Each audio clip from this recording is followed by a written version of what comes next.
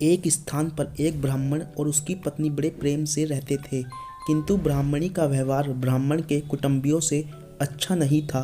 परिवार में कलह रहता था।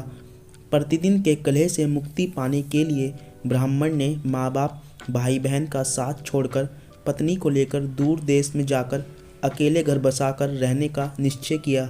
यात्रा लंबी थी। जंगल में पहुंचने पर ब्राह्मणी को बहुत प्यास लगी। ब्राह्मण पानी लेने गया।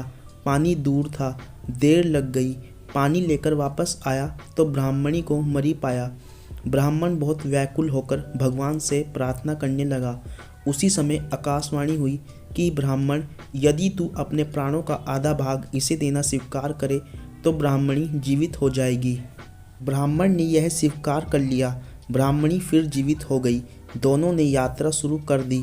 वहाँ से बहुत दूर एक नगर था। नगर के बाहर में पहुंचकर ब्राह्मण ने कहा, प्रिय, तुम यहीं ठहरो, मैं अभी भोजन लेकर आता हूँ। ब्राह्मण के जाने के बाद ब्राह्मणी अकेली रह गई।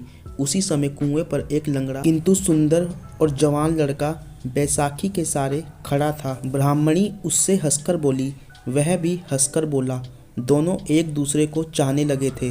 दोनों ने जीवन भर एक साथ रहने का प्रण कर लिया।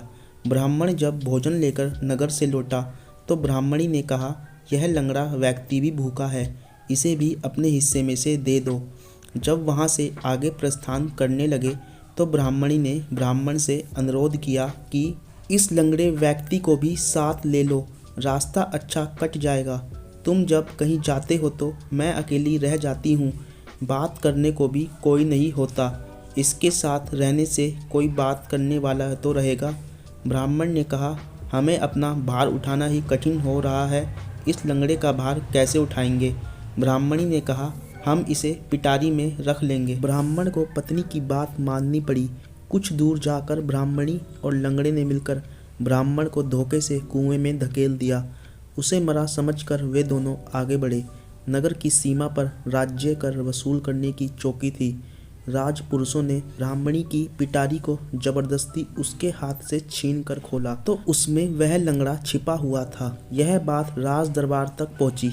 राजा के पूछने पर ब्राह्मणी ने कहा, यह मेरा पति है। अपने बंधु बांधवों से परेशान होकर हमने देश छोड़ दिया है। राजा ने उसे अपने देश में बसने की आज्ञा दे दी। कुछ दिन बाद किसी साधु के हाथों कुएं से निकाले जाने के उपरांत ब्राह्मण भी उसी राज्य में पहुंच गया। ब्राह्मणी ने जब उसे वहां देखा तो राजा से कहा, यह मेरे पति का पुराना वैरी है, इसे यहाँ से निकाल दिया जाए या मरवा दिया जाए। राजा ने उसके वध की आज्ञा दे दी। ब्राह्मण ने आज्ञा सुनकर कहा, देव, इस स्त्री ने मेरा कुछ लिया हुआ है, वह मुझे दिलवा दिया जाए। राजा ने ब्राह्मणी को कहा, देवी, तूने इसका जो कुछ लिया है सब दे दे।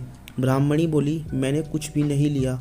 ब्राह्मण ने याद दिलाया कि तूने मेरे प्राणों का आधा भाग लिया हुआ है, सभी देवता इसके साक्षी हैं। ब्राह्मणी ने देवताओं के भय से वह भाग वापस करने का वचन दे दिया, किंतु वचन देने के साथ ही वह मर गई। इसके बाद ब्राह्मण ने राजा को सारा वाक्यांश कह सुनाया। सीख, धोखा देने वालों और विश्वासघात करने वालों का अंजाम बुरा ही होता है। किसी का विश्वास न तोड़ें और सच्चा प्यार करने वालों को कभी धोखा ना दें।